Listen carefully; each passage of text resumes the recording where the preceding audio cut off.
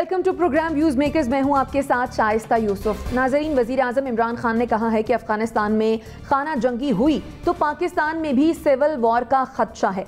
अमरीकी टीवी को इंटरव्यू में वजीर आजम ने कहा कि हम अफगानिस्तान के सियासी हल के लिए दबाव डालने के अलावा कुछ नहीं कर सकते। पाकिस्तान मजीद अफगान मुहाजिरीन का बोझ नहीं उठा सकता।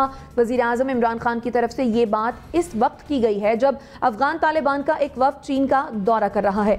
अफगानिस्तान में खाना जंगी से पाकिस्तान में भी सिविल वॉर का खदशा है, ये वजीर आजम ने कहा है। और क्या इमरान खान का ये खदशा दुरुस्त है?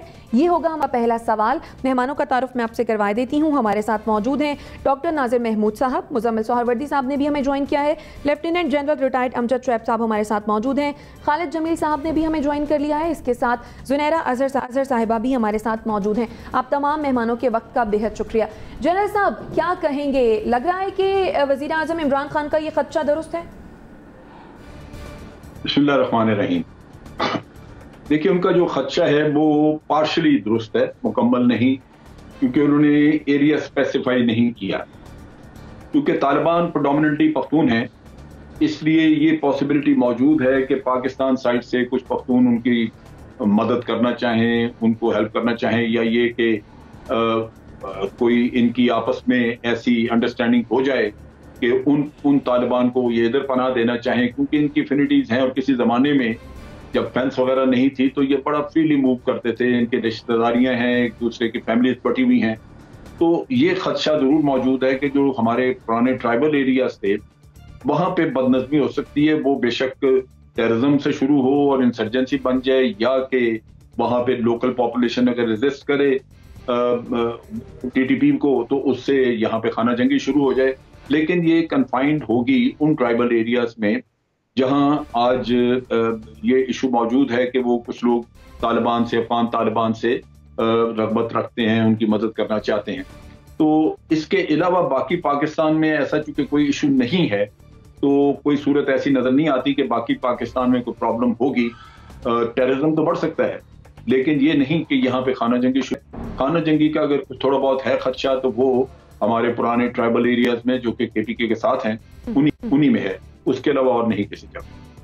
ठीक, खालिद जमील साहब क्या कहेंगे? क्या पाकिस्तान को एक खाना जंगी का खदशा हो सकता है? और जैसा कि जनरल साहब ने कहा कि जो ट्राइबल एरियाज हैं वहां पर ये मुमकिन है कि खाना जंगी हो जाए। देखिए, खाना जंगी का लफ्ज़ बहुत, मेरा ख्याल है इसमें शिद्दत ज़्यादा है। ऐसा तो पाकिस्तान में नहीं हो सकता, मेरा नहीं ख्याल। इवन जब 9/11 के बाद जो सिचुएशन, जितनी ख़तरनाक सिचुएशन थी, यहाँ पे हमने देखा कि उस हर शहर के अंदर बम धमाके भी हो रहे थे और जो सारी सूरत हाल थी उसको भी हम दहशत गर्दी के वाक़यात करार देते थे। खाना जंगी जो है ये एक और सेंस में लिया जाता है वर्ड ना। हाँ, ये ज़रूर हो सकता है कि तालिबान के जो असरात हैं वो नज़रियाती या फ़िक्री जो असरात हैं वो आपकी सोसाइटी के अंदर उनका रद्दअमल ज़रूर हो सकता है, उनका असर रसूख बढ़ सकता है। वो लोग जो इस्लामाइजेशन के साथ या जो तालिबान के साथ रग़बत रखते हैं उनके अंदर ये सोच तक़वियत पकड़ सकती है कि अच्छा जी, तालिबान ने कोई फ़तह हासिल किया है, और अगर वो किसी एक इरादे के ऊपर या जो भी सोच है उनकी, तो उसके असरात तो वाइडली हो सकते हैं उन तबकात के अंदर जो तालिबान के साथ रग़बत रखते हैं। जहाँ तक सिविल वार या जनरल साहब ने जैसे कहा कि मैं इनसे एग्री करता हूँ कि जो केपी का बॉर्डर एरिया है ख़ास तौर के ऊपर, हमारा बाजोड़ से लेकर और वज़ीरिस्तान तक का, इन एरियाज़ के अंदर ज़रूर ऐसे पॉकेट्स अभी भी मौजूद हैं जहाँ पे तालिबान के लिए हमदर्दी हैं या तालिबान के ख़िलाफ़ रेजिस्टेंस भी है इन इलाकों के अंदर। अभी रिसेंटली भी जानी खेल का इलाका है, वहाँ पर भी कुछ ऐसे वाक़यात हुए थे, सानियात हुए थे। बलूचिस्तान के अंदर जो बॉर्डर एरिया है, मैं नहीं समझता कि वहाँ पर कोई बड़े पैमाने के ऊपर भी इनके असरात, जो अफ़गानिस्तान के असरात हैं, वो इधर आएँ खाना जंगी की सूरत में या बदअमनी की सूरत में। हाँ, ये ज़रूर हो सकता है कि जो महाजरीन का इन्फ्लैक्स है वो ज़्यादा बढ़ सकता है, और महाजरीन की सूरत के अंदर माजी में भी जिस तरह से हुआ कि बाज़ इंतहा पसंद या दहशतगर्द नाज़र जो है वो हुलिया बदल के महाजरीन की सूरत में पाकिस्तान आए और फिर पाकिस्तान में उन्होंने पनाह ली या कुछ सरगर्मियाँ करने की कोशिश की, ये तो हो सकता है। लेकिन मेरा ख्याल है कि प्राइम मिनिस्टर ने खाना जंगी का वर्ड जो है कि वो थोड़ा शिद्दत का वर्ड है, इसको इस्तेमाल नहीं करना चाहिए था। हाँ, असरात उनके जो है वो यहाँ पे ज़रूर मुरतब हो सकते हैं। ठीक, मुजम्मिल सोहरवर्दी साहब क्या कहेंगे? पहले तो एक डिबेट ये होती रही कि अगर अफगानिस्तान में हालात ख़राब होते हैं तो मुहाजिरीन पाकिस्तान का रुख कर सकते हैं। अब जो वज़ीर आज़म ने खदशा जाहिर किया है कि खाना जंगी हो सकती है, पाकिस्तान में भी, पाकिस्तान को भी सिविल वॉर का सामना करना पड़ सकता है, तो क्या ये खदशा दुरुस्त है? मैं समझता हूँ दुरुस्त है। देखिए, हम खाना जंगी किसको कहते हैं? खाना जंगी ये ज़रूरी नहीं ये है कि गलियों कूचों में लड़ाई हो रही होगी। अगर गली कूचों में बम फट रहे हैं तो वो भी तो खाना जंगी है। वो दहशत गर्दी तो कोई एक आइसोलेटेड वाक़या हो गया, टेररिज्म का एक वाक़या हो गया, दो हो गया। जब रोज़ाना के बम ब्लास्ट हो रहे हों, जब गली कूचों में बम फट रहे हों, जब हमारे पार्क महफूज ना रह रहे हों, जब हमारे शॉपिंग मॉल्स महफूज ना हो, मार्केटें महफूज ना हो, तो वो खाना जंगी है। जब मेरा मतलब है और क्या, जंग का समा हो गया कि मैं घर से निकलूँगा मुझे नहीं पता क्या होगा। अब अगर लाहौर में कितने बम ब्लास्ट हुए हैं उस दौरान, गुलशन इकबाल पार्क से लेके हर जगह, कराची में कितने हुए, और कोयटा में तो अब भी दोबारा लहर आ गई है। तो इसलिए मैं समझता हूँ कि ये ठीक बात है कि खाना जंगी ये थोड़ी है कि गली कूचों में कोई गुरिल्ला वार हो रही होगी, एक तरफ पाक फौज ने बंदूकें पकड़ी होंगी, दूसरी तरफ टीटीपी असला लेके चल रही होगी। नहीं, ऐसा नहीं है। ये ऐसे ही खाना जंगी होगी। इधर बम फट गया, उधर कार्रवाई हो गई, वो अगवा हो गया, वो तावान हो गया, वो उसको ले गए। हमने देखे नहीं पंजाब से यहाँ यूसुफ रज़ा गिलानी का बेटा, सलमान तासीर का बेटा, ये क्या था? ये भी खाना जंगी की किस्म थी। जब आपके शहरी इलाकों से तालिबान या अफ़गानिस्तान में लोग अगवा होकर चले जाएं और फिर उनके भारी भारी तावान देके उन्हें वापस लाया जाए। और हमें अफ़गानिस्तान से क्या मिला है? जब रूस के ख़िलाफ़ लड़े कलाशनकोफ और मंशियात मिली, 9/11 के बाद लड़े तो बम ब्लास्ट मिले। अब फिर हम बेवजह कह रहे हैं कि जी वो तालिबान होगा तो ये होगा। नतीजा वही होगा जो रूस के साथ हुआ और 9/11 के बाद हुआ। और मैं समझता हूँ कि ठीक कहा है उन्होंने। और अब हमें दहशत गर्दी की दोबारा सर उठाती नज़र आ रही है। अब आप दहशत गर्दी और खाना जंगी में फ़र्क यही है कि जब बम ब्लास्ट की तादाद बहुत बढ़ जाए, जब वो रोज़ाना की बुनियाद पर होने लग जाएं, जब गली कूच एक स्पेसिफिक टारगेट से लेकर गली कूचों में पहुंच जाएं, मेरे आपके घर के करीब होने लग जाएं, जैसे अभी जौहर टाउन में एक बिल्कुल रिहायशी इलाके में हुआ, तो ये खाना जंगी है। और खाना जंगी क्या है? जब मैं अपने घर से निकलकर महफूज नहीं तो खाना जंगी है। अब पता नहीं मेरे दोस्त खाना जंगी किसको समझते हैं कि एक फौज दूसरी फौज के खिलाफ लड़ी हो तो ही खाना जंगी होती है।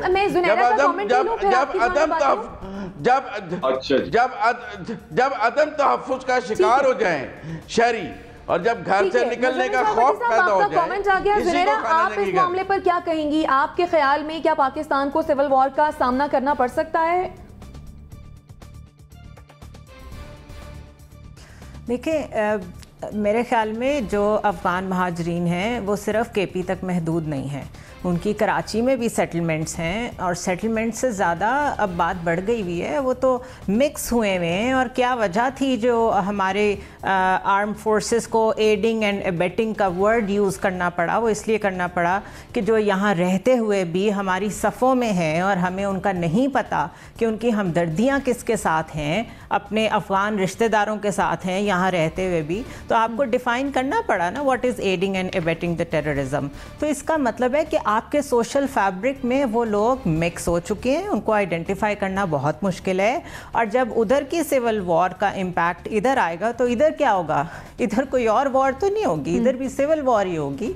आप उसको टेररिज्म का टैग दे दें, आप उसको जो वर्ड्स, मेरे ख्याल है डेफिनेशन में उलझ जाना इस वक्त कोई मसले का हल नहीं है। कॉन्सेप्चुअली वज़ीर आज़म बिल्कुल ठीक कह रहे हैं। हमारी अलाइनमेंट है कल्चरली अफ़गानिस्तान के साथ, रिलीजियस एफिनिटी है, आइडियोलॉजिकल एफिनिटी है, पॉलिटिकल है, हिस्टोरिकल है। जो कुछ उधर होगा उसका इम्पैक्ट इधर आएगा और बहुत शदीद आएगा, क्योंकि हम उनकी वॉर्स का हिस्सा भी रहे हैं, जैसे भी रहे हैं। सबको पता है कि हिस्ट्री क्या है। हमने वहाँ के लोगों को यहाँ पनाह भी दी है, अब हम उन्हें वापस भेजना चाह रहे हैं, वो जाने को तैयार नहीं हैं। और जो लास्ट जिस जौहर टाउन के वाक़े का जिक्र हुआ उसमें तो वो अफ़गान शामिल थे जो यहीं पे पैदा हुए, यहीं पे बड़े हुए, लेकिन उनकी हमदर्दियाँ वहाँ वालों के साथ हैं। उसके अलावा अगर यहाँ ऐसे लोग और एलिमेंट्स मौजूद होंगे तो आप देखें जो इंडिया रॉ के ज़रिए से ऑपरेटिव्स अपने फैलाता है और उनको यूज़ करता है पाकिस्तान में टेररिज्म के लिए, उसका भी खदशा बढ़ जाएगा। तो that is civil war. Absolutely ठीक कहा है उन्होंने।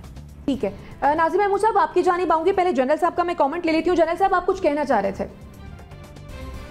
मैं ये डिफ्रेंशिएट करना चाह रहा था कि जब धमाके होते हैं वो एक बेशक दिन में एक नहीं, 3-3 हो, 4-4 हो, वो जहां पे कोई आदमी एक एक्टिविटी करके जिसमें कैजुअल्टीज हो या कुछ और उसके बाद वो खुद गायब हो जाता है, वो सामने नहीं, तो ये टेररिज्म है।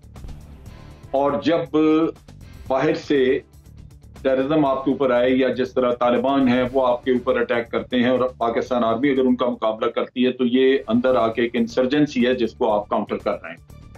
लेकिन अगर तालिबान आगे अंदर अपनी शरीयत नाफिज करना चाहें और लोकल पॉपुलेशन उनके खिलाफ उठ खड़ी हो और लड़ाई शुरू हो जाए तो ये खाना जंगी। तो ये इसमें एक डिफरेंशिएट कर लें ताकि आपको ये अंदाजा है कि हम बात क्या कहते हैं। ठीक है, ठीक हो गया। डॉक्टर नाज़िम महमूद साहब, आप क्या कहेंगे? जी, मैं प्राइम मिनिस्टर इमरान खान से इस मामले में तो बिल्कुल मुत्तफिक हूँ। बहुत कम चीज़ें हैं जिन पर मैं उनसे मुत्तफिक होता हूँ, लेकिन ये उनका खदशा बिल्कुल दुरुस्त है। हाँ, अगर वो ये कहते हैं कि जी खाना जंगी हो रही है या होने वाली है, वो उससे तो मैं एग्री नहीं करता, लेकिन जहाँ तक खदशे की बात है, खदशा बहरहाल अपनी जगह पर मौजूद है और वो आज से नहीं पिछले 40 साल से मौजूद है। ये खदशा क्यों होता है? खदशे की 3-4 वजह होती है ना। खाना जंगी क्यों किसी माशरे में ये कहा जा सकता है कि भाई खाना जंगी, इसका ताल्लुक सिर्फ अफगानिस्तान की सूरत हाल से नहीं है, गो के उसका ताल्लुक बड़ी हद तक अफगानिस्तान की सूरत हाल से, लेकिन मुकम्मल नहीं है। देखें, खाना जंगी के लिए आपके माशरे में 2-3 चीज़ें होती हैं जो मुल्क को खाना जंगी की तरफ ले जाती हैं। एक तो आपके माशरे में इंतहा पसंदाना ग्रोहों की मौजूदगी ज़रूरी है, जो हमारे यहाँ पिछले 40 साल से पलते रहे हैं, नंबर 1।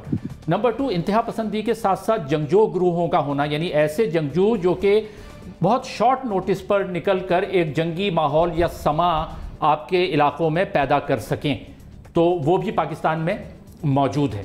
और तीसरा, रियासती सतह पर अगर कहीं पर कोई झोल या नाकामी नज़र आए जिसकी वजह से वो ग्रोह निकल कर अमन व अमान को ख़राब कर सकें, जैसा कि पाकिस्तान में होता रहा है, तो ये 3 मेजर वजह होती हैं खाना जंगी के खदशे की। तो ये तीनों वजह मौजूद हैं। और ये वजह कैसे मौजूद हैं? हमने ये देखा है कि जो ये नहीं हो सकता कि आप दूसरे मुल्कों में अगर वाक़यात हों, जैसे अगर तालिबान काबुल पे कब्जा करने जा रहे हैं तो हम उस पर तो खुश हों, जबकि तालिबान खुद एक इंतहा पसंद और जंगजू ग्रोह है। अगर आप किसी और मुल्क में किसी इंतहा पसंद और जंगजू ग्रोह की कामयाबी पर खुश होंगे तो हम इस खदशे का इजहार करते रहे हैं, मैं खुद करता रहा हूं कि देखें इसके असरात पाकिस्तान पर पड़ेंगे। कैसे पड़ेंगे? आपके अपने मुल्क में देखें 3-4 और दूसरे ग्रोह भी काम कर रहे हैं ना, एकदम से निकल आते हैं। आप दाइश निकल आ सकती है, कहीं से जो है वो अल-कायदा निकल आ सकती है, जैसे हमने देखा है कि दूसरे मुल्कों में कार्रवाइयां हुई, तो उसका खदशा मौजूद है। अब इसको काउंटर करने के लिए क्या किया जाए? देखिए, काउंटर करने के लिए हमने अब तक बात की कि खदशा है, लेकिन खदशे को काउंटर कैसे किया जाएगा, कम कैसे किया जाएगा? 2-3 अहम बातें मैं जल्दी से कह दूं। देखें, आपको तालीमी सतह पर माशरे को इंतहा पसंदी से निकालना है, ठीक है, जंगजू ग्रोहों का खात्मा करना है। यानी ये नहीं करना है कि कहीं पर जंगजू ग्रोह जमा हो गया, किसी ने धरना दे दिया तो हम जाके वहां पर पैसे बांटना शुरू कर दें और कहें कि ये हमारे लोग हैं। अगर ये रवैये होते हैं तो वही हमारे अंदर से इंडिजिनस जो है ना, वो जंगजू ग्रोह निकल आते हैं, डंडे लेके निकल आएंगे, जंग का समा पैदा कर देंगे। ये रवैये बंद होने चाहिए खाना जंगी से बचने के लिए। ये रवैये बंद होने चाहिए, बिल्कुल आप ठीक कह रहे हैं डॉक्टर नाज़िम महमूद साहब। जुनैरा, आप कुछ कहना चाह रही थी? जी शाइस्ता, देखें, एक तो ये कि रशियन फॉरेन मिनिस्टर ने भी आज इस बात की तस्दीक की है कि आईएसआईएस के फुटप्रिंट्स वहाँ पे हैं। इसका मतलब है कि अफगानिस्तान पहले ही वॉर टॉर्न कंट्री था, अभी वहाँ पे इराक और सीरिया जैसी सूरत हाल होने जा रही है। वॉर के अलावा स्ट्रीट्स में भी आपको सिविल वॉर नज़र आएगी। दूसरा ये कि अमेरिका वहाँ से निकलने के फ़ौरन बाद एक डिप्लोमेटिक नेगोशिएटेड सिचुएशन से वो निकला है वहाँ से, और उसके बाद उसने बम्बारमेंट शुरू कर दी है। और वो साफ कह रहे हैं कि वो तालिबान के ऊपर बम्बारमेंट कर रहा है to support Afghan National Army. इसका मतलब है अभी प्रीवियस जंग ही वहाँ ख़त्म नहीं हुई थी, तो सबसे ज़्यादा इम्पैक्ट तो आपको पता है हमेशा पाकिस्तान पे ही आता है। तो मिलिटरीली भी, सोशली भी, हर लिहाज से सिविल वॉर के लिए हमें तैयार रहना चाहिए। ठीक है, मुजम्मिल सोहरावर्दी साहब। मैं समझता हूँ कि ये जो अफ़गान महाजरीन इस वक्त पाकिस्तान में हैं, इनको लीगल स्टेटस देना चाहिए। हम इनको कब तक एलियन बना के रख छोड़ेंगे? इनकी ना कोई कानूनी हैसियत है, ना ये हमारे सिस्टम में है, ना कुछ है। अब ये हमारे शहरों में, मेरे हमसायों में रह रहे हैं, लेकिन पाकिस्तानी नहीं है। इन्होंने यहाँ रिश्तेदारियाँ कर ली हैं, बच्चे पैदा कर लिए हैं, लेकिन ये पाकिस्तानी नहीं है। इस बारे में भी सोचना चाहिए। इनकी रजिस्ट्रेशन, इनका लीगल स्टेटस, ऐसी फॉर्मेलिटीज में इनको लाया जाए कि इनको हम आम शहरी के तौर पर ट्रीट कर सकें, क्योंकि अब इनको वापस नहीं भेजा जा सकता। बहुत दफा पैसे भी बांट लिए, यूएन ने भी कोशिश कर ली, सब कुछ हो गया। कोई डंडे मारकर बंदूक की नोक पर तो इनको वापस कोई नहीं लेके जाएगा, और हम इनको वापस भेज नहीं सकते। दुआ करें कि नए ना आए, लेकिन इनको कोई अंदर अब्जॉर्ब करें। अब ठीक है मुजम्मिल साहब, आपका कमेंट आ गया है। 3 हमारे एनालिस्ट हैं जिनका मानना यह है कि वज़ीर आज़म इमरान खान का ये खदशा दुरुस्त है, जबकि 2 का मानना यह है कि वज़ीर आज़म इमरान खान का ये खदशा कुछ ऐसा भी दुरुस्त नहीं है। नाज़रीन, ब्रेक पर जाएंगे, ब्रेक आते हैं और फिर अगले सेगमेंट की जानिब बढ़ते हैं।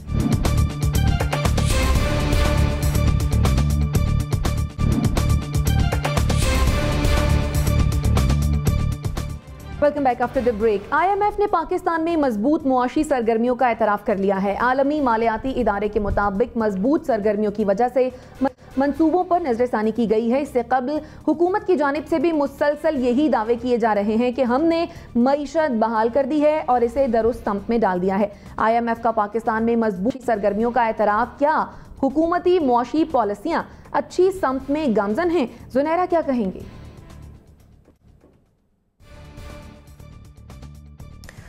ये वर्ल्ड इकोनॉमिक आउटलुक रिपोर्ट है जो कि IMF के ही अपने एनालिस्ट वगैरह साल में 2 दफ़ा मुरतब करते हैं, और उनका मकसद ये होता है थोड़ा सा फोरकास्ट करना और थोड़ा सा चीज़ों को चैनलाइज करना कि अगर कहीं चेंजेस आ रहे हैं तो वो क्या हैं।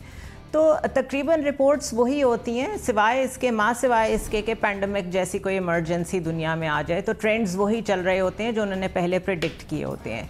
As long as the data is concern, ये इतनी हैविली स्टैटिस्टिकल इसमें इंटरवेंशन होती है और इतने इंडेक्सेस और ग्राफ्स अवेलेबल होते हैं कि बड़ी डिटेल में आप इसको पढ़ें तो फिर ही आप इसको समझ सकते हैं, इसलिए उतनी डिटेल में तो मैंने इसको नहीं पढ़ा। लेकिन जनरली उन्होंने कहा है कि जो इमर्जिंग मार्केट्स हैं, जिसमें ज़ाहिर है पाकिस्तान भी आता है, और एशिया की जो इमर्जिंग और डेवलपिंग मार्केट्स हैं, वो तकरीबन डाउनवर्ड ट्रेंड में ही रहेंगी। यानी कि जो पैंडमिक की वजह से उन्होंने पिछले साल प्रेडिक्ट किया था, ये उसी में रहेंगी। So I don't know, maybe सही, कई इकोनॉमिस्ट इसको किसी तरह इंटरप्रेट कर रहे हों, कई इकोनॉमिस्ट इसको किसी तरह इंटरप्रेट कर रहे हों। बहरहाल अगर IMF का ही ये इदारा है तो ज़ाहिर है वो चीज़ें कहेगा जो कि हम सुनना चाहते हैं, कई दफ़ा वो चीज़ें कहेगा जो हम सुनना नहीं चाहते। तो मैं इसको इतनी अहमियत नहीं देती। देखने की चीज़ वही है, वही इंडिकेटर्स जो लोगों के लिए फ़ायदेमंद हैं। डॉलर पैरिटी अच्छी हैंडल कर ली है आपने, कंस्ट्रक्शन इंडस्ट्री को आपने अच्छी सब्सिडी दे दी है, इसके अलावा आपने कोविड को अच्छा हैंडल कर लिया है, या वैसे ही कोविड यहाँ पे कंट्रोल्ड रहा है सम वे। ये चीज़ें ठीक है, इसने कंट्रीब्यूट तो किया है to some extent in good indicators of economy, लेकिन ओवरऑल हमें और आपको पता है कि यहाँ पे आम आदमी का क्या हाल है। डॉक्टर नाज़िम महमूद साहब, आप क्या कहेंगे, क्या जो मुआशी पॉलिसियां हैं हुकूमत की वो ठीक हैं, और जो ये सामने आई है बात, ये दुरुस्त है आपके नज़दीक? भाई 2 हिस्से आपके सवाल के कि क्या ये बात दुरुस्त है और क्या पॉलिसीज़ ठीक हैं। देखें, आज की ख़बर की मैं बात करता हूँ। आज की लेटेस्ट ख़बर ये है कि वज़ारत ख़ज़ाना ने जो ये कहा है कि कोविड के लिए जो वैक्सीन ख़रीदनी है उसके पैसे हमारे पास नहीं हैं, और आप जो है वो इधर उधर से जो हम मांगते रहते हैं चंदे और अतिये वगैरह, इस तरह से आप, और प्राइम मिनिस्टर कई दफ़ा कह भी चुके हैं कि जी हमारे जैसे मुल्कों को जो है ये दवाएं वगैरह फ्री दे देनी चाहिए। तो ये तो एक छोटा सा इंडिकेटर है। अगर हमारी मईशत की हालत अच्छी होती तो कम अज़ कम हम उस निचले दर्जे पर ना होते कि हम दुनिया से कहते हैं कि भाई हमें अपने लोगों को बीमारी से बचाने के लिए आप अतिये में हमें वैक्सीन दे दें। तो ये तो पहला इंडिकेटर है। दूसरा इंडिकेटर आपकी इन्फ्लेशन का है कि आपकी जो इफ़रात ज़र है। इफ़रात ज़र क्या होता है? इफ़रात ज़र का मतलब होता है इफ़रात ज़्यादती, पैसे की ज़्यादती। और पैसे की ज़्यादती का मतलब ऐसा नहीं है कि वाकई लोगों की इस्तिताअत बढ़ रही है। पैसे की ज़्यादती का मतलब है कि नोट ज़्यादा छापे जाते हैं। जब नोट ज़्यादा छपते हैं तो आपकी बैकअप सपोर्ट उसके लिए काफ़ी नहीं होती, और जब नहीं होती तो फिर आपकी यहाँ महंगाई बढ़ जाती है। तो इस वक्त भी जो लेटेस्ट फिगर है आज का, हमारे यहाँ इन्फ्लेशन अभी भी 9% पे है, और वो 1% बेहतर हुआ है। यानी इस साल के शुरू में 10% इन्फ्लेशन था, आज जो है वो तकरीबन 9% है। अगर मैं जैसे एग्जैक्ट बताऊं तो 8.9% है। ये बहुत हाई रेट है इन्फ्लेशन का। तीसरा इंडिकेटर आपका होता है कि क्या आपकी एक्सपोर्ट्स बढ़ रही हैं। एक्सपोर्ट्स और इंपोर्ट का अगर आप बैलेंस देखें तो हम बहुत बड़ा फ़र्क है उन दोनों में। हमारी एक्सपोर्ट्स जो हैं वो बाहर नहीं जा रही हैं जिस तरह से जानी चाहिए थी। अगर ये 3 चीज़ों पे हम काबू पाते हैं तो हम ये कहते हैं कि आवाम के लिए कुछ बेहतरी हो रही है। आवाम के लिए बेहतरी नहीं हो रही। तो IMF ने ये रिपोर्ट क्यों दी है कि जी बेहतर हो रही है? देखिए, IMF का जो फोकस होता है वो एक ख़ास चीज़ पर होता है ना। उनका एसेंशली वो मॉनेटरी पॉलिसी को देखते हैं, और मॉनेटरी पॉलिसी में उनकी अपनी शराइत होती हैं। उन शराइत को आप किसी हद तक मान लेते हैं तो वो उनके आप जो इंडिकेटर्स हैं उनको किसी हद तक पूरा कर लेते हैं। लेकिन IMF के इंडिकेटर्स को पूरा करने का मतलब ये बिल्कुल नहीं होता कि उससे मईशत आपकी इतनी बेहतर हो गई है कि आवाम को फ़ायदा पहुँचे। हमारी मईशत अभी वहाँ उतनी इस्तेहकाम या उतने सॉलिड ग्राउंड पे नहीं खड़ी हुई कि इसका आवाम को फ़ायदा पहुँचे, ये हमें नज़र नहीं आ रहा। जी ठीक हो गया। मुजम्मिल सौरवर्दी साहब, हमेशा हम सुनते आ रहे हैं ऑपोजिशन ये कहती है कि मईशत तबाह हो गई, बर्बाद हो गई, लेकिन IMF एतराफ़ कर रहा है कि जो मजबूत मौशी सरगर्मियाँ हो रही हैं पाकिस्तान में, आप क्या कहेंगे? IMF को नज़र आ रही होंगी और IMF के नज़दीक ठीक जा रहा होगा। और हम अगर कोई हुकूमत IMF को खुश कर रही है तो आवाम को नाराज़ कर रही है, ये तो सब जानते हैं। और अगर आवाम को खुश कर रही है तो IMF को नाराज़ कर रही है। यही हमें शौकत तरीन साहब ने भी बताया था कि अब हम IMF को नो कहेंगे और आवाम को यस कहेंगे।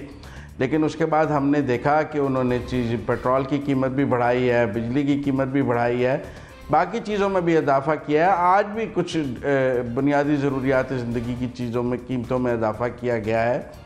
तो जब आप IMF को खुश करने लगते हैं तो फिर पेट्रोल 118 कर लेते हैं, फिर आप बिजली और महंगी कर लेते हैं। अब GST लगा दिया है 25,000 से ज़ायद जहाँ बिजली के बिल आ रहे होंगे उन पर GST लगा दिया आपने।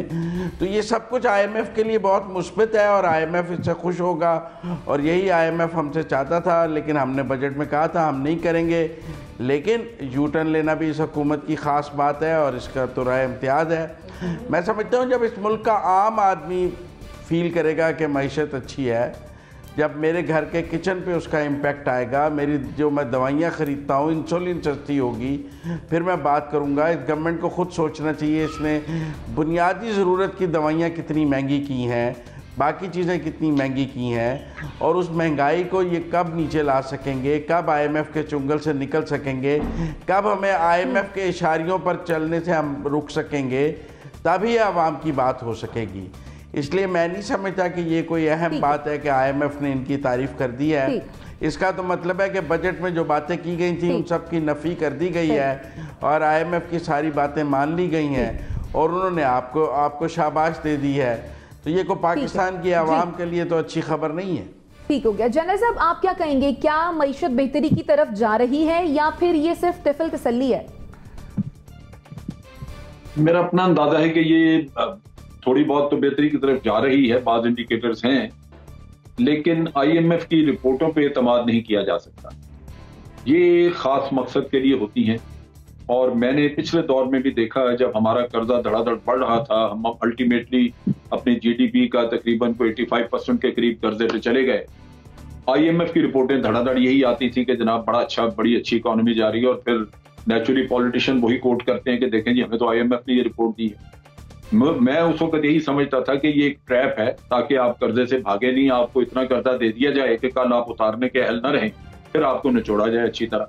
लिहाजा IMF जो है वो ऐसी रिपोर्टें दे के तो आपको इनकरेज करता है। पाकिस्तान ने अभी जब IMF को थोड़ी बहुत आंखें दिखाई तो उन्होंने ये रिपोर्टें निकालनी शुरू की ताकि कर्जे से भागे नहीं, ये ले लें कर्जा तो कर्जा ही है, वो फंस गए आप। और आगे जो इंडिकेटर थोड़े बहुत जिसपे हुकूमत बड़ी बात करती है कि जी हमने जो करंट अकाउंट डेफिसिट है वो कम कर लिया है, हमारे रिजर्व देखें 25 बिलियन ऊपर चले गए, इसमें इकोनॉमी का कोई करतब नहीं है। वो जो आपके रिजर्व बड़े हैं वो प्राइमरीली जो रिमिटेंसेस बाहर से आपको आनी शुरू हुई है, वो जब से आपने ये जो FATF का जो किस्सा था जिसमें आपने कवानीन अपने सख्त किए और चीजें, वो जो हुंडी शुंडी और इधर उधर के चैनल से वो सूखने शुरू हो गए, तो बैंकिंग चैनल से पैसा आना शुरू हुआ, आपके पास जमा होना शुरू हो गया। तो यहाँ पे इकोनॉमी का कोई ऐसा कमाल मुझे नजर नहीं आता कि आपकी एक्सपोर्ट्स बहुत बढ़ गई हैं या आपने अपने लॉस मेकिंग एंटिटीज हैं उनमें लॉसेस कम कर दिए हैं या आपने अपना सर्कुलर डेट कोई कम कर दिया है कि वो कंट्रोल हो गया, अब आपकी इकोनॉमी जो है वो उन शक्ल से बाहर आ गई है। वो चीजें तो है ही नहीं, कहीं नजर ही नहीं आती। तो इस वजह से मुझे तो यही लगता है कि ये एक और ट्रैप है कि आप कहीं IMF से भाग ना जाएं, आपको इस तरह के थोड़े बहुत थपकी दे के तो अपने ट्रैप में रखेंगे, आप कर्जे लेते जाए। कर्जा भी देख लीजिए पहले से बढ़ा ही है ना, कम तो नहीं हुआ। तो इकोनॉमी अगर इतनी स्ट्रांग थी या बेहतर हो रही थी तो फिर कर्जा कम हो जाए, कम से कम आपका कर्जा उतरना शुरू, तो वो भी नहीं है। तो इस लिहाज से लगता यही है कि ये ऐसे ही आपके साथ खेल किया जाए। ठीक, खालिद जमील साहब क्या कहेंगे, जैसा कि जनरल साहब कह रहे हैं कि हो सकता है कि ये IMF का महज एक ट्रैप हो?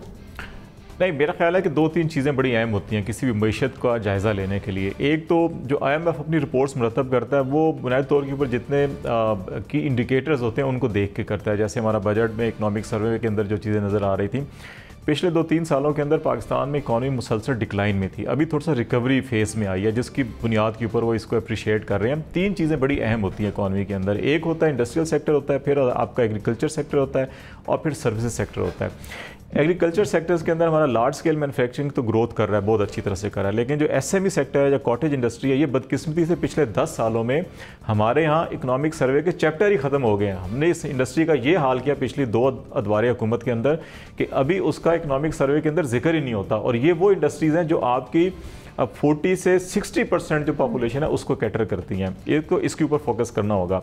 एग्रीकल्चर सेक्टर हमारा जो है कि वो इस साल उसने बड़ा अच्छा ग्रो किया, कॉटन के अंदर इश्यूज़ थे, और अगले साल अगर इसके ऊपर फोकस किया गया तो ये दोबारा एग्रीकल्चर मज़ीद कर सकता है। लेकिन इसके अंदर आपको जब तक आपको एग्रीकल्चर के साथ साथ आपको एग्रीकल्चर इंडस्ट्री डेवलप करनी पड़ेगी और इसके अंदर वैल्यू एडिशन करनी पड़ेगी, तब तो जाके आप इसकी हमारे यहाँ जितना भी लाइफ स्टॉक है या डेयरी आउटपुट है और बाकी हमारी एग्रीकल्चर की जो आउटपुट्स हैं उसको तभी हम फ़ायदा पहुंचा सकते हैं, और जब इसके अंदर हम वैल्यू एडिशन करेंगे और एक्सपोर्ट की तरफ लेके जाएंगे। फिर बात आती है कुछ सोशल इंडिकेटर्स की तरफ। हमने उसके ऊपर हेल्थ एजुकेशन के ऊपर फोकस करना होगा।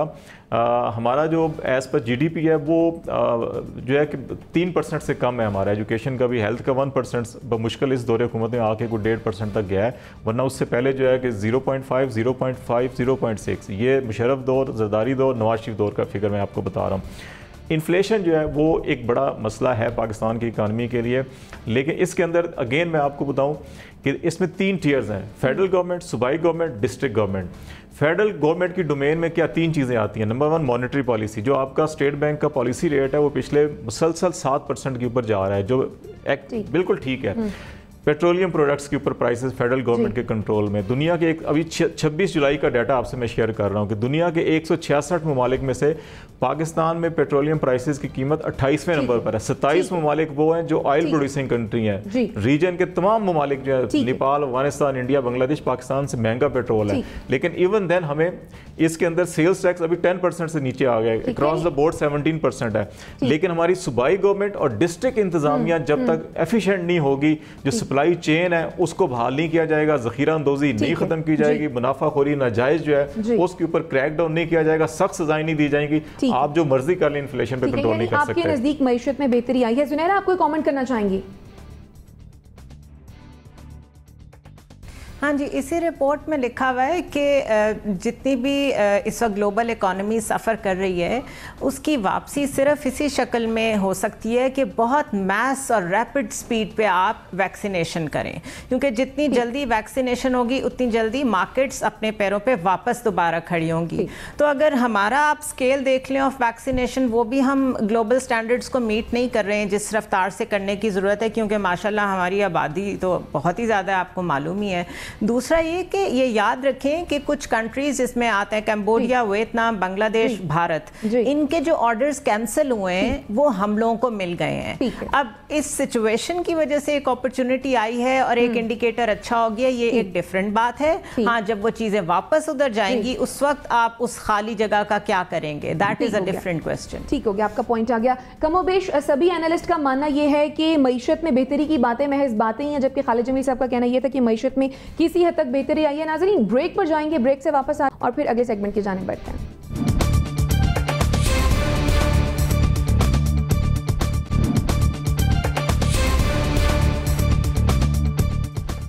Welcome back after the break. Islamabad और रावलपिंडी में मूसलाधार बारिशों के बायस सैलाबी सूरत हाल पैदा हो गई है।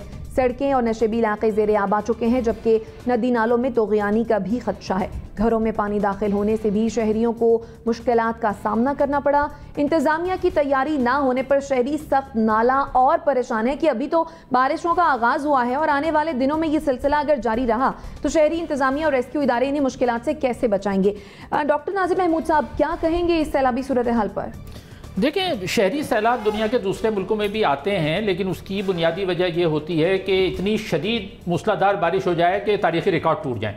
चीन में हुआ, जर्मनी में हुआ, सैलाब आए, लेकिन इस्लामाबाद में वो सूरत हाल बिल्कुल नहीं थी।